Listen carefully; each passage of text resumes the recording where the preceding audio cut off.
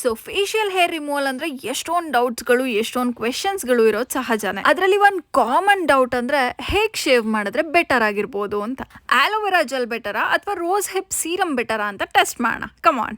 ಇಲ್ಲಿ ನಾನು ಫಸ್ಟ್ ನನ್ನ ಲೆಫ್ಟ್ ಸೈಡ್ ಆಫ್ ಮೈ ಫೇಸ್ಗೆ ಆಲೋವೆರಾ ಜೆಲ್ ನ ಅಪ್ಲೈ ಮಾಡ್ತಾ ಇದ್ದೀನಿ. ಇಲ್ಲಿ ನಾನ್ ನೋಟಿಸ್ ಮಾಡಿದ್ದೇನು ಅಂತಂದ್ರೆ ಆಲೋವೆರಾ ಜೆಲ್ ಸ್ವಲ್ಪ ಥಿಕ್ ಲೇಯರ್ ನ ಫಾರ್ಮ್ ಮಾಡಿದ್ರಿಂದ ಶೇವ್ ಮಾಡೋದು ಸ್ವಲ್ಪ ಕಷ್ಟ ಅಂತ ಅನಿಸ್ತು. ಜೊತೆಗೆ ತುಂಬಾ ಬೇಗ ಡ್ರೈ ಆಗಿದ ಕಾರಣ ಮತ್ತೆ ಮತ್ತೆ ಅಪ್ಲೈ ಮಾಡೋ ಹಾಗಾಯ್ತು. And also it was very messy and also after the shave the skin looks very basic ಅಂತ ಅನಿಸ್ತು.